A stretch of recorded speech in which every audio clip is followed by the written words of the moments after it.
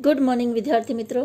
कक्षा 12 विषय भूगोल पाठ 4 मानव की तृतीयांक चतुर्थांक एवं पंचम प्रवृत्तियां।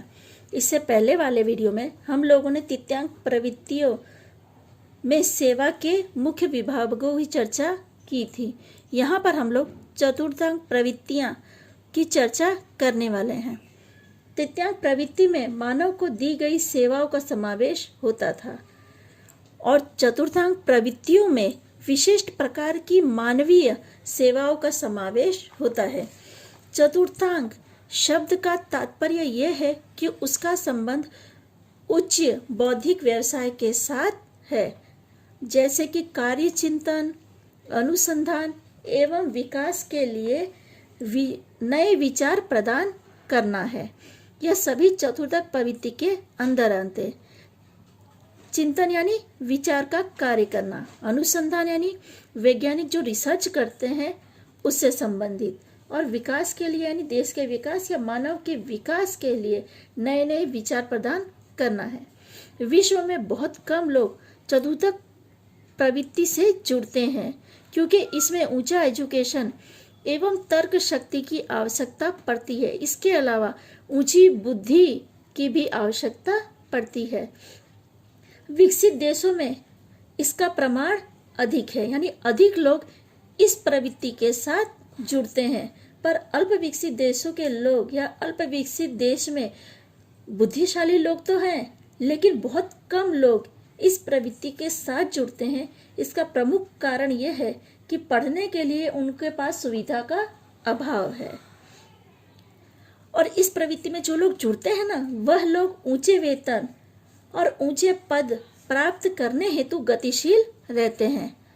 अधिकतर ऊंचे वेतन वाली नौकरी किसी न किसी रूप में सूचना संग्रह की प्रक्रिया अर्थात आईटी एवं प्रसारण यानी कम्युनिकेशन के साथ जुड़ी हुई है। कंप्यूटर एवं इंटरनेट के कारण प्रवृत्तियों के साथ जुड़े हुए लोगों की कार्य क्षमता में खूब वृद्धि होने लगी है। कहने का अर्थ यह है कि आज अधिक पगार इंफॉर्मेशन टेक्नोलॉजी और कंप्यूटर की क्षेत्र की कंपनियां ही देती हैं। इंफॉर्मेशन टेक्नोलॉजी के क्षेत्र में क्रांतिकारी परिवर्तन होने के कारण ज्ञान आधारित उद्योग, सूचना से जुड़ी सेवाएं एवं विशिष्ट सेवाओं में अनुसंधान सेवा विकसित हुई है। ज्ञान आधारित उद्योग, इसका मैं आप लोग को अर्थ समझाती हूँ। जहाँ बुद्धि आधारित उद्योग होता है, उद्योग में मैन्युफैक्चर नहीं किया जाता, इसमें कुछ ऐसा बनाया जाता है जो बाजार में लाखों की कीमत में बिकता है। उदाहरण आपको समझाती हूँ। आप मार्केट में कोई सीडी खरीदते हैं तो वह सीडी 10 से 15 रुपए में आपको मिल जाती है, पर जब आप किसी लाइसेंस वर्जन की सॉफ्टवेयर की सीडी लेते हैं तो वह सीडी आपको 10 से 15 हजार रुपए तक मिलती है।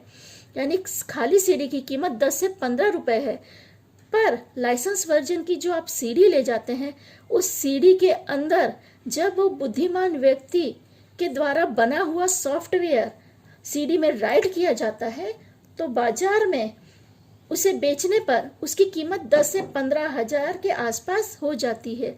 यह कार्य मुनाफे के लिए नहीं होता, यह कार्य ऊंची बुद्धि शक्ति पर आधारित है। यानी फायदा कमाने के लिए खाली व्यापार नहीं कर रहे या व्यवसाय नहीं किया जाता, इसमें उस व्यक्ति की बुद्धि लगी हुई है। आपने दोनों का अंतर समझा।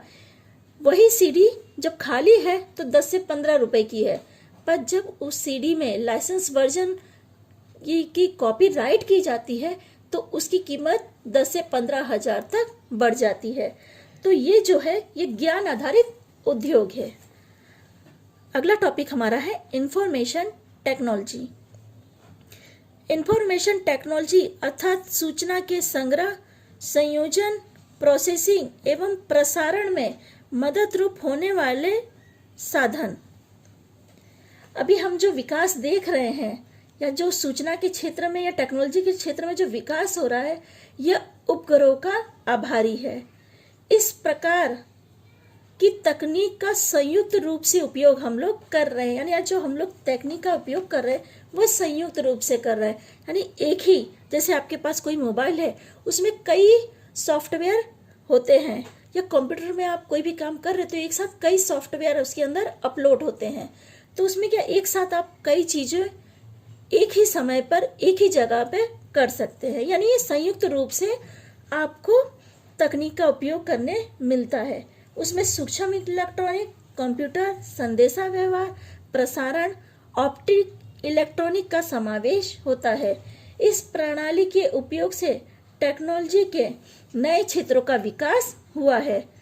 यानी जब से ये कंप्यूटर या मोबाइल या ये जो इलेक्ट्रॉनिक साधनों का हम उपयोग करने लगे हैं, तो इस क्षेत्र में अधिक विकास देखने मिला है। इस तकनीक का उपयोग व्यापार, चिकित्सा, परिवहन, अंतरिक्ष विज्ञान, शिक्षण, उद्योग, बैंकिंग, बड़े उद्योग में, सरकारी कार्यालयों में आदि अनेकों क्षेत्रों में हुआ है।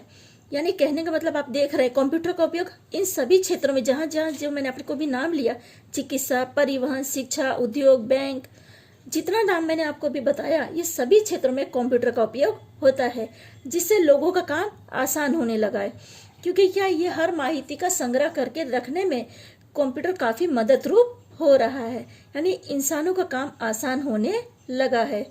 सूचना संसाधन एवं संदेश व्यवहार या टेक्नोलॉजी परिवर्तन का केंद्र बिंदु है।